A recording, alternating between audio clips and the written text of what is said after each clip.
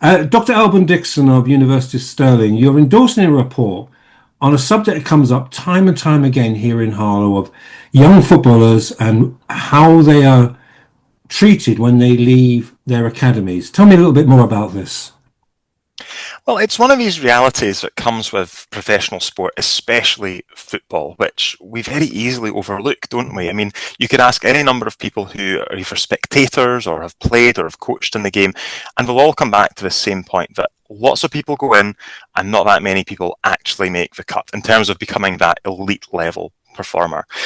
And it's about time we did something about it. So what I'm really excited about with this particular campaign is it's a collaborative approach. You know, we're asking, we're not instructing, but rather we're saying, let's bring the British Psychological Society to represent that workforce. Let's bring them to the table with Professional Footballer Association, with the governing bodies, the leagues, and let's have a conversation, see what could we do better. Because it's duty of care, but it's also going a little bit beyond that as well. What do you think that we could do better in? Well, in England, and obviously from my accent, you can tell I'm based above the border, but in England, we have got this fantastic framework, which has been in existence for top academies for over 10 years now. But it's time, I think, we revisited it and we went a little bit deeper. So we're all saying, and you can hear it in interviews with professional players, you can see it on Sunday league games, we all understand the mental part of performance is really important. And we're all seeing increasingly this normalization of working with psychologists to optimize performance, to support well-being. And that's really exciting. But we need to go even further now. And importantly, we need to look at how we can protect and support players who might not be in the game for an awfully long time. And the nature of, especially in football, you know, you're only one injury away from having to change your career track entirely. For many young people who are probably living the dream in those academies, there is that reality that they might wake up one day and they might have to pivot and find a different club or a different occupation. So let's see what we can do to help prepare people for those transitions. And transitions are massively important throughout sport. From the minute you step into those professional environments to going up a level to being called up to represent your country or whatever it might be, we need to do more to try and support young players as they negotiate all those different twists and turns in the road. I might say that I've spoken to an 18-year-old Thomas who left Colchester Academy at the age of 14, or spoke to a primary school head teacher who was rejected by Aston Villa. Rejected is the word I'm using. But do we have actually hard and fast evidence that this is a problem?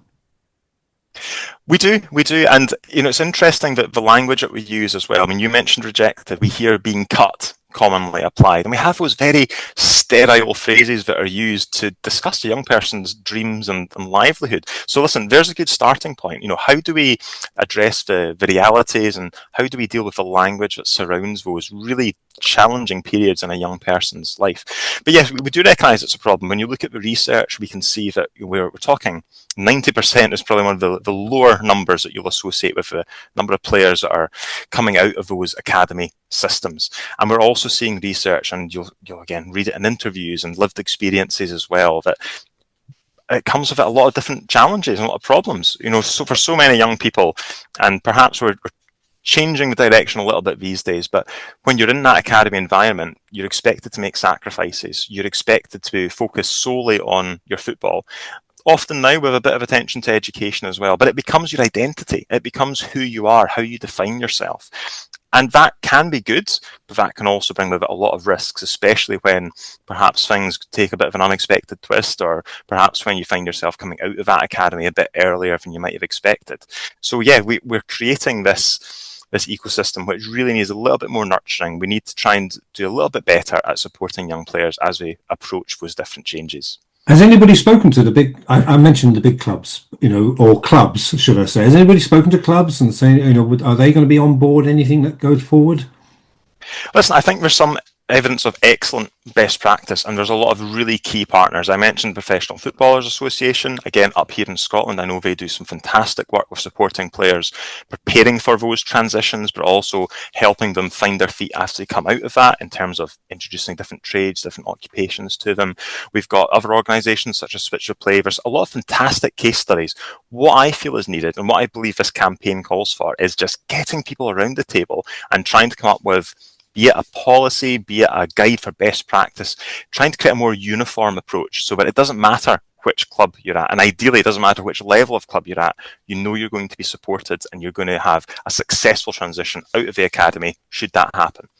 I keep an eye on the Stirling University team as a former Stirling University student and a player in the eight-a-side competitions. But isn't that quite? People see a university team in leagues, they see a university team in cups, and isn't the system they've got there? Correct me if I'm wrong. That seems to be an answered solution of players developing their education, but also in football, in and playing big clubs. Yeah, absolutely. And you're speaking to me on the back of a really successful Scottish Cup result for the University of Stirling just earlier this week. So hopefully they can push on and maybe meet some of the other professional teams in the latter stages of the competition. But yeah, absolutely. And that's just one of many destinations that I would say some people aren't fully aware of. They don't fully appreciate that scholarship route that might be available to them.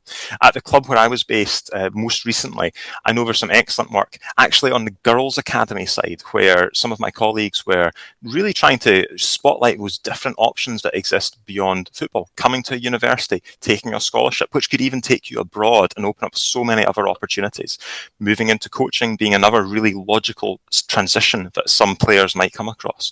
So yeah, absolutely. We need to, I think, illustrate that landscape to the young players. It's very easy when you're surrounded by the club branding, when you're part of a really impressive machine and there's a really strong sense of identity, but we just get a little bit sucked in.